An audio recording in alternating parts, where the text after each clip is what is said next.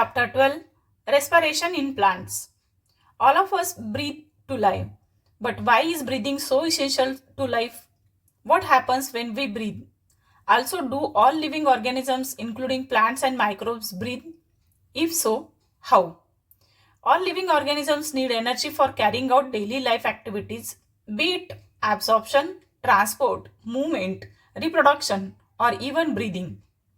Where does all this energy come from? We know we eat food for energy, but how is this energy taken from food? How is this energy utilized?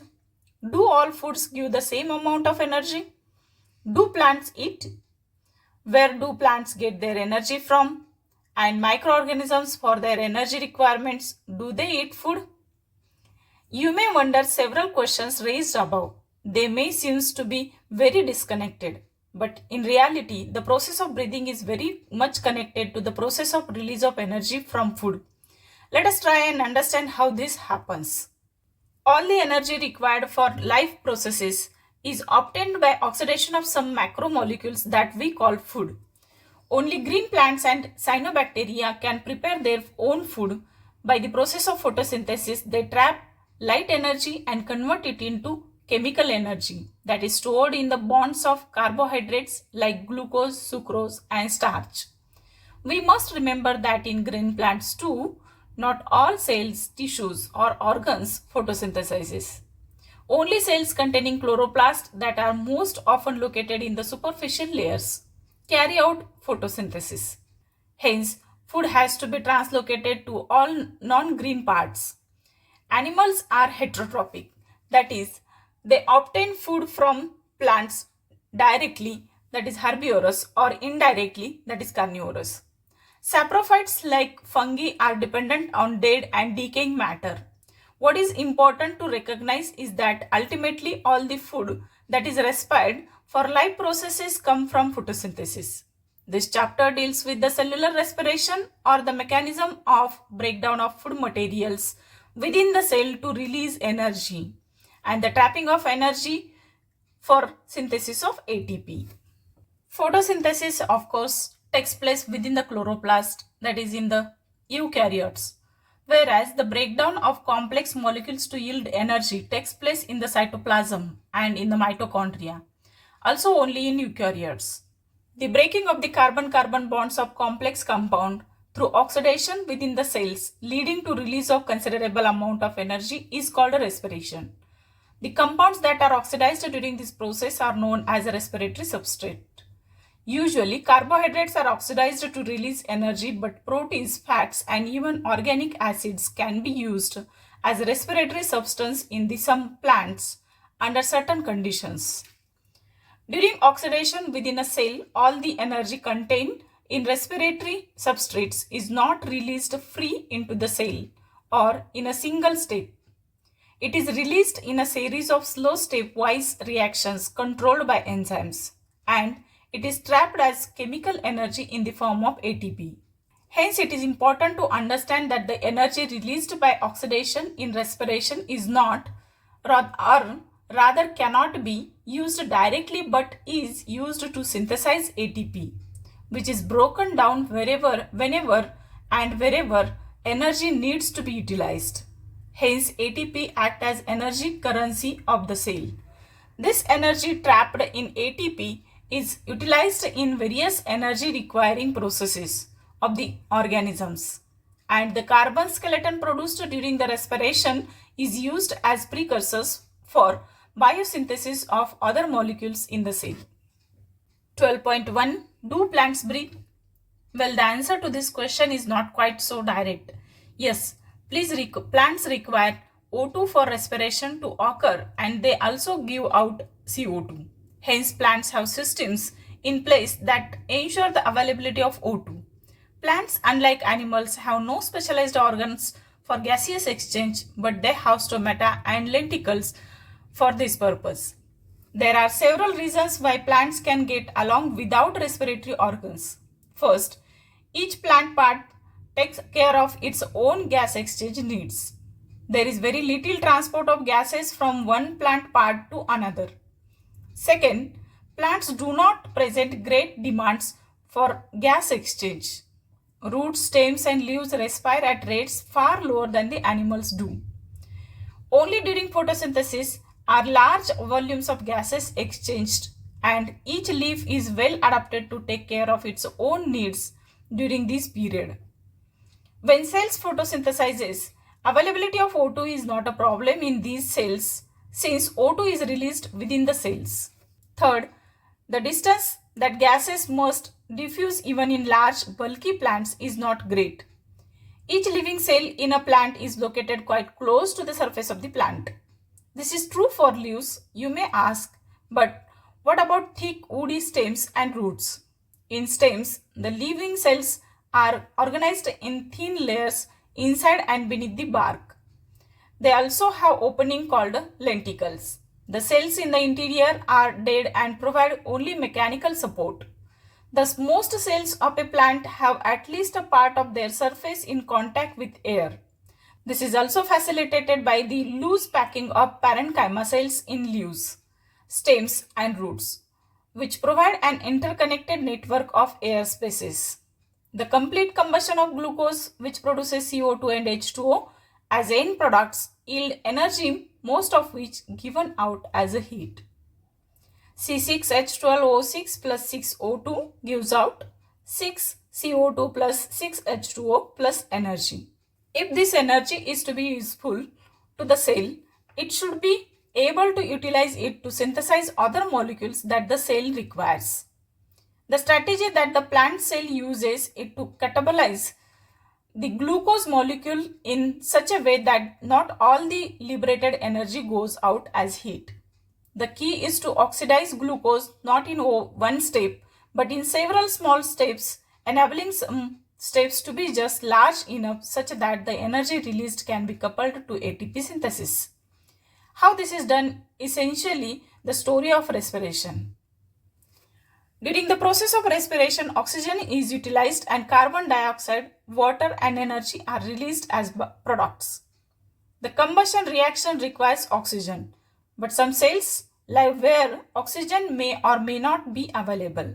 Can you think of such a situation and organisms where O2 is not available? There are sufficient reasons to believe that the first cells on this planet lived in an atmosphere that lacked oxygen. Even among present-day living organisms, we know of several that are adapted to anaerobic conditions. Some of these organisms are facultative anaerobes, while in others, the requirement of anaerobic condition is obligate. In any case, all living organisms retain the enzymatic machinery to partially oxidize glucose without the help of oxygen. This breakdown of glucose to pyruvic acid is called glycolysis. 12.2 Glycolysis. The term glycolysis has originated from the Greek words glykos for sugar and lysis for splitting. The scheme of glycolysis was given by Gustav Embeden, Otto Meyerhoff, and J. Parnas, and is often referred to as the EMP pathway. In anaerobic organisms, it is the only process in respiration. Glycolysis occurs in the cytoplasm of the cell and is present in all living organisms. In this process, glucose undergoes partial oxidation to form two molecules of pyruvic acid. In plants, this glucose is derived from the sucrose, which is the end product of photosynthesis, or from storage carbohydrates. Sucrose is converted into glucose and fructose by the enzyme invertase, and these two monosaccharides readily enter the glycolytic pathway. Glucose and fructose are phosphorylated to give rise of glucose 6-phosphate by the activity of enzyme hexokinase.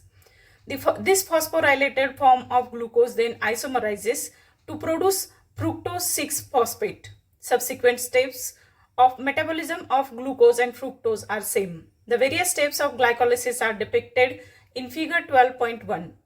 In glycolysis, a chain of 10 reactions under the control of different enzymes takes place to produce pyruvate from glucose. While studying the steps of glycolysis, please note the steps at which utilization or synthesis of ATP, or in this case NADH plus H ion, takes place. ATP is utilized at two steps. First, in the conversion of glucose into glucose 6-phosphate, and second in the conversion of fructose 6-phosphate to fructose 1,6-bisphosphate. The fructose 1,6 bisphosphate is split into dihydroxyacetone phosphate and 3-phosphoglyceraldehyde, that is PGAL. We find that there is one step where NADH plus H ion is formed from NAD ion. This is when 3-phosphoglyceraldehyde, that is PGAL, is converted to 1,3 bisphosphoglycerate, that is BPGA. Two redox equivalents are removed in the form of two hydrogen atoms from PGAL and transferred to a molecule of NAD ion. PGAL is oxidized and with inorganic phosphate to get converted into BPGA. The conversion of BPGA to 3-phosphoglyceric acid, that is PGA, is also an energy yielding process. This energy is trapped by the formation of ATP.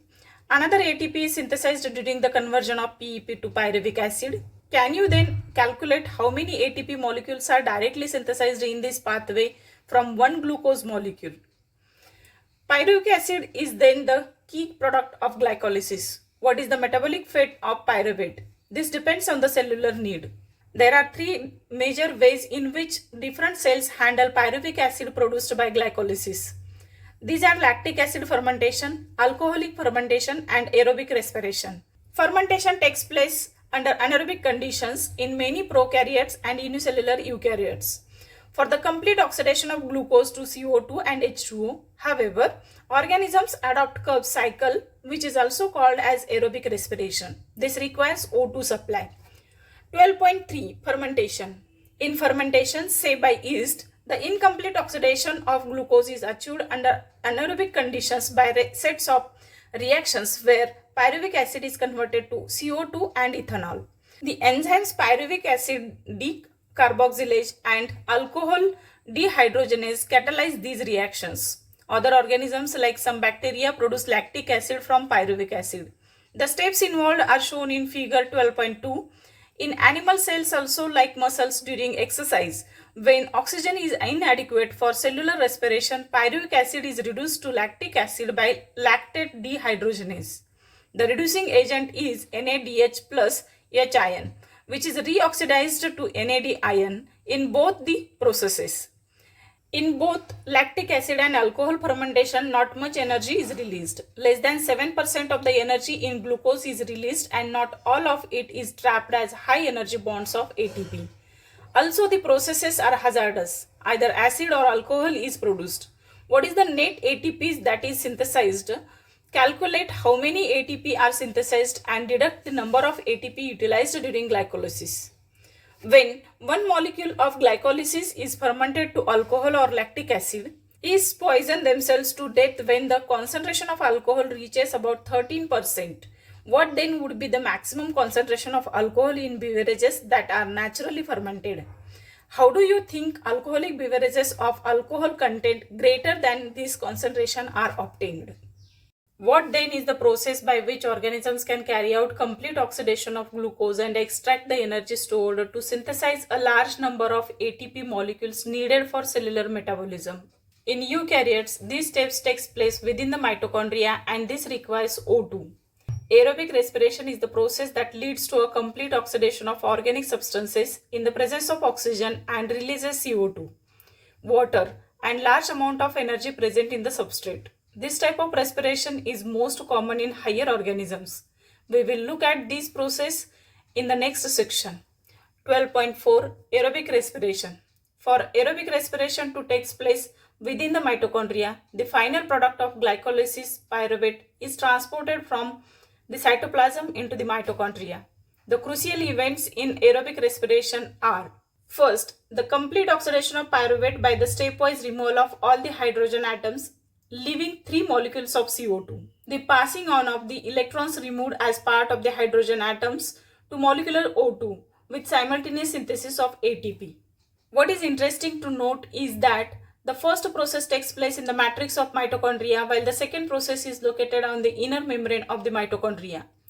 Pyruvate, which is formed by the glycolytic catabolism of carbohydrates in the cytosol, after it enters mitochondrial matrix, undergoes oxidative decarboxylation by a complex set of reactions catalyzed by pyruvic dehydrogenase. The reactions catalyzed by the pyruvic dehydrogenase requires the participation of several coenzymes, including NAD ion and coenzyme A. Pyruvic acid plus coenzyme A plus NAD ion in the presence of magnesium ion and pyruvate dehydrogenase enzyme gives out acetyl coenzyme A plus CO2 plus NADH plus H ion. During this process, two molecules of NADH are produced from the metabolism of two molecules of pyruvic acid produced from one glucose molecule during glycolysis. The acetyl coenzyme A then enters a cyclic pathway, tricarboxylic acid cycle, more commonly called as Krebs cycle, after the scientist Hans Krebs, who first elucidated it. 12.4.1 Tricarboxylic acid cycle. The TCA cycle starts with the condensation of acetyl group with oxaloacetic acid OAA and water to yield citric acid. The reaction is catalyzed by the enzyme citrate synthase and a molecule of coenzyme A is released. Citrate is then isomerized to isocitrate. It is followed by two successive steps of decarboxylation, leading to the formation of alpha ketoglutarate acid and then succinyl coenzyme A. In the remaining steps of citric acid cycle, succinyl coenzyme A is oxidized to OAA, allowing the cycle to continue. During the conversion of succinyl coenzyme A to succinic acid, a molecule of GTP is synthesized. This is a substrate level phosphorylation. In a coupled reaction, GTP is converted to GDP with the simultaneous synthesis of ATP from ADP. Also, there are 3 points in the cycle where NAD ion is reduced to NADH plus H ion and 1 point where FAD ion is reduced to FADH twice. The continued oxidation of acetyl coenzyme A via the TCA cycle requires the continued replenishment of oxaloacetic acid, the first member of the cycle. In addition, it also requires regeneration of NAD ion and FAD ion from NADH and FADH twice, respectively. The summary equation for this phase of respiration may be written as follows. Pyruvic acid plus 4 NAD ion plus FAD ion plus twice H2O plus ADP plus inorganic phosphate, that is Pi, in presence of mitochondrial matrix gives out 3CO2 plus 4 NADH plus 4 H ion plus 4 FADH2 plus ATP. We have till now seen that glucose has been broken down to release CO2 and 8 molecules of NADH plus H ion. 2 of FADH2 have been synthesized besides just 2 molecules of ATP in TCA cycle. You may be wondering why we have been discussing respiration at all. Neither O2 has come into the picture nor the promised large number of ATP has yet been synthesized. Also, what is the role of the NADH plus H ion and FADH2 that is synthesized? Let us now understand the role of O2 in respiration and how ATP is synthesized. 12.4.2 Electron Transport System, that is ETS, and oxidative phosphorylation. The following steps in the respiratory process are to release and utilize the energy stored in NADH plus H ion and FADH2. This is accomplished when they are oxidized through the electron transport system and the electrons are passed on to O2, resulting in the formation of H2O. The metabolic pathway through which the electron passes from one carrier to another is called the electron transport system, that is ETS, and it is present in the inner mitochondrial membrane. Electrons from the NADH produced in the mitochondrial matrix during citric acid cycle are oxidized by an NADH dehydrogenase, that is complex first, and electrons are then transferred to ubiquinone located within the inner membrane.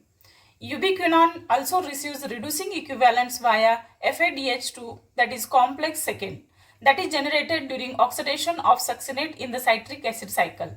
The reduced ubiquinone, that is ubiquinol, is then oxidized with the transfer of electrons to cytochrome C via cytochrome BC1 complex, that is complex third. Cytochrome C is a small protein attached to the outer surface of the inner membrane and acts as a mobile carrier for transport of electrons between complex 3 and 4th. Complex 4th refers to the cytochrome C oxidase complex containing cytochromes A and A3 and two copper centers. When the electron pass from one carrier to another via complex 1st to 4th in the electron transport chain, they are coupled to ATP synthase, that is complex 5th, for the production of ATP from ADP and inorganic phosphate. The number of ATP molecules synthesized depend on the nature of electron donor. Oxidation of one molecule of NADH gives rise to 3 molecules of ATP, while that of one molecule of FADH2 produces 2 molecules of ATP. Although the aerobic process of respiration takes place only in the presence of oxygen, the role of oxygen is limited to the terminal stage of the process. Yet the presence of oxygen is vital since it drives the whole process by removing hydrogen from the system. Oxygen acts as the final hydrogen acceptor. Unlike photophosphorylation, where it is the light energy that is utilized for the production of proton gradient required for phosphorylation, in respiration, it is the energy of oxidation reduction utilized for the same process. It is for this reason that the process is called oxidative phosphorylation. You have already studied about the mechanism of membrane-linked ATP synthesis as explained by chemoosmotic hypothesis in the earlier chapter. As mentioned earlier, the energy released during the electron transport system is utilized in synthesizing ATP with the help of ATP synthase, that is complex 5th. This complex consists of two major components, F1 and F0. The F1 headpiece is a peripheral membrane protein complex and contains the site for synthesis of ATP from ADP and inorganic phosphate. F0 is an integral membrane protein complex that forms the channel through which proton cross the inner membrane. The passage of proton through the channel is coupled to catalytic site of the F1 component of the production of ATP. For each ATP produced, 4H ion passes through F0 from the intermembrane space to the matrix down the electrochemical proton gradient. 12.5. The respiratory balance sheet. It is possible to make calculations of the net gain of ATP for every glucose molecule oxidized, but in reality this can remain only a theoretical exercise. These calculations can be made only on certain assumptions that, first, there is a sequential orderly pathway functioning, with one substrate forming the next and with glycolysis, TCA cycle, and ETS pathway following one after another. Second, the NADH synthesized in glycolysis is transferred into the mitochondria and undergoes oxidative phosphorylation. Third, none of the intermediates in the pathway are utilized to synthesize any other compound. And fourth one, only glucose is being respired. No other alternative substrates are entering in the pathway at any of the intermediary stages. But this kind of assumptions are not really valid in a living system. All pathways work simultaneously and do not take place one after another. Substrates enter the pathway and are withdrawn it as and when necessary. ATP is utilized as and when needed. Enzymatic rates are controlled by multiple means. Yet it is useful to do this exercise to appreciate the beauty and efficiency of the living system in extraction and storing energy. Hence, there can be a net gain of 38 ATP molecules during aerobic respiration of one molecule of glucose. Now let us compare fermentation and aerobic respiration. First, fermentation occurs for only a partial breakdown of glucose, whereas in aerobic respiration it is completely degraded to CO2 and H2O. Second, in fermentation there is a net gain of only 2 molecules of ATP for each molecule of glucose degraded to pyruvic acid, whereas many more molecules of ATP are generated under aerobic conditions. And third, NADH is oxidized to NAD ion rather slowly in fermentation. However, the reaction is very vigorous in case of aerobic respiration. 12.6. Amphibolic pathway. Glucose is the favored substrate for respiration. All carbohydrates are usually first covered into glucose before they are used for respiration. Other substrates can also be respired as has been mentioned earlier, but then they do not enter the respiratory pathway at the first step. See figure 12.6 to see the point of entry of different substrates in the respiratory pathway. Fats would need to be broken down into glycerol and fatty acids first. If fatty acids were to be respired, they would first be degraded to acetyl coenzyme A and enter the pathway. Glycerol would enter the pathway after being converted to PGAL. The proteins would be degraded by proteases and individual amino acids after deamination, depending on their structure, would enter the pathway at some stage within the Krebs cycle or even as pyruvate or acetyl coenzyme A. Since respiration involves breakdown of substrates, the respiratory process has traditionally been considered a catabolic process and the respiratory pathway as a catabolic pathway. But is this understanding correct? We have discussed above at which point in the respiratory pathway different substrates would enter if they were to be respired and used to derive energy.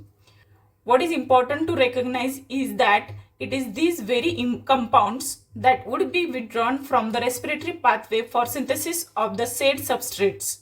Hence, fatty acids would be broken down to acetyl coenzyme A before entering the respiratory pathway when it is used as a substrate. But when the organism needs to synthesize fatty acids, acetyl coenzyme A would be withdrawn from the respiratory pathway for it. Hence, the respiratory pathway comes into the picture both during breakdown and synthesis of fatty acids. Similarly, during breakdown, the synthesis of protein 2 respiratory intermediates form the link. Breaking down processes within the living organism is catabolism and synthesis is anabolism. Because the respiratory pathway is involved in both anabolism and catabolism, it would hence be better to consider the respiratory pathway as an amphibolic pathway rather than as a catabolic one. Figure 12.6 shows interrelationship among metabolic pathways showing respiration mediated breakdown of different organic molecules to CO2 and H2O. 12.7 Respiratory quotient. Let us now look at another aspect of respiration. As you know, during aerobic respiration, O2 is consumed and CO2 is released. The ratio of the volume of CO2 evolved to the volume of O2 consumed in respiration is called a respiratory quotient, that is RQ or respiratory ratio. RQ is equal to volume of CO2 evolved upon volume of O2 consumed. The respiratory quotient depends upon the type of respiratory substrate used during respiration. When carbohydrates are used as substrate and are completely oxidized, the RQ will be 1 because equal amounts of CO2 and O2 are evolved and consumed respectively as shown in the equation below. C6H12O6 plus 6O2 gives out 6CO2 plus 6H2O plus energy. RQ is equal to 6CO2 upon 6O2 is equal to 1. When fats are used in respiration, the RQ is less than 1. Calculations for a fatty acid tripalmitin if used as a substrate is shown. 2C51H98O6 plus 145O2 gives out 102CO2 plus 98H2O plus energy. RQ is equal to 102 CO2 upon 145 O2 is equal to 0.7. When proteins are respiratory substrate, the ratio would be about 0.9. What is important to recognize is that in living organisms, respiratory substrates are often more than one. Pure proteins or fats are never used as respiratory substrates. Let us discuss the summary of the chapter Respiration in Plants. Plants, unlike animals, have no special systems for breathing or gaseous exchange. Stomata and lenticels allow gaseous exchange by diffusion. Almost all living cells in a plant have their surface exposed to air. The breaking of carbon-carbon bonds of complex organic molecules by oxidation cells leading to the release of a lot of energy is called cellular respiration. Glucose is the favored substrate for respiration. Fats and proteins can also be broken down to yield energy. The initial stage of cellular respiration takes place in the cytoplasm. Each glucose molecule is broken through a series of enzymes catalyzed reactions into two molecules of pyruvic acid. This process is called glycolysis. The fate of the pyruvate depends on the availability of oxygen and the organism. Under anaerobic conditions, either lactic acid fermentation or alcohol fermentation occurs.